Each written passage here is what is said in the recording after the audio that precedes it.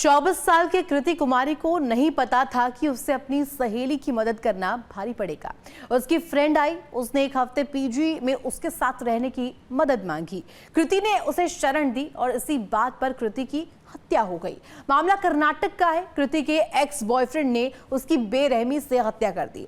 वारदात का जो सीसीटीवी फुटेज सामने आया, उसे जिसने भी देखा वो दहल गया। देखिए।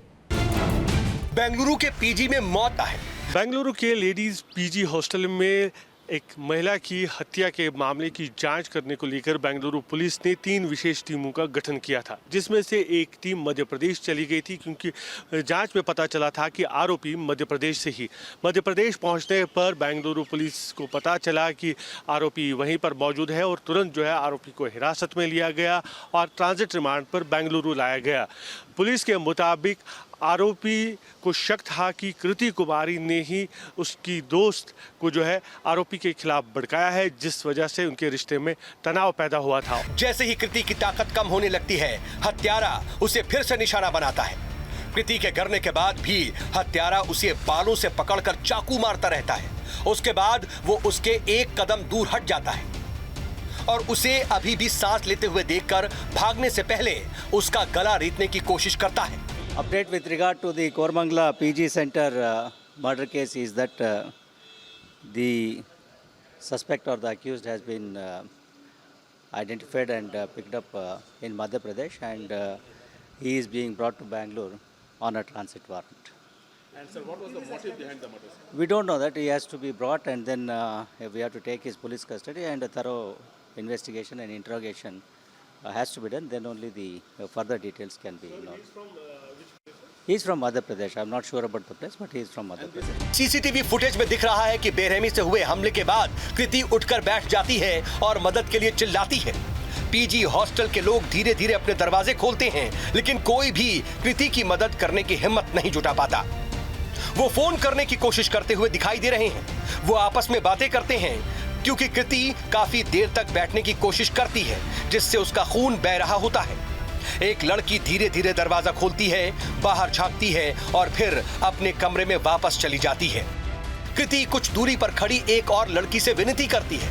जैसे ही वो लड़की उसकी ओर बढ़ती है, कृति गिर जाती है और मौत के आगोश में चली जाती है। We have arrested the accused from MP state, Raisam district. We have brought him to Bengaluru for a transit warrant, and we have already produced him to the court, and we have seek for the police custody to conclude the further investigation. आरोपी युवक का नाम अभिषेक बताया जा रहा है, जो भोपाल का रहने वाला है, जो कृति कुमारी की सहेली का बॉयफ्रेंड था। हाल ही में अभिषेक का ब्रेकअप हो गया था और आरोपी इसके लिए कृति को इसका जिम्मेदार मानता था।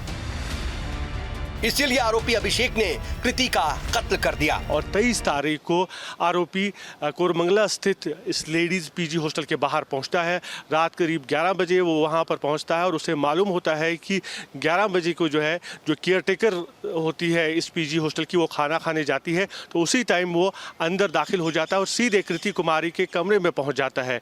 वहाँ पर आरोपी की जो महिला मित्र है वो मौजूद नहीं होती है, वो भी खाना खाने दूसरे फ्लोर में चली गई होती है और कृति कुमारी और आरोपी के बीच बहस होती है और फिर आरोपी कृति कुमारी को कमरे से बाहर लाता है और वहां पर उससे चाकू से हमला करता है। साफ है, बेंगलुरु में छात्रावास के अंदर 24 साल की बिहार की रहने वाली युवती की हत्या के आरोपी को 27 जुलाई को मध्य प्रदेश से गिरफ्तार किया गया है।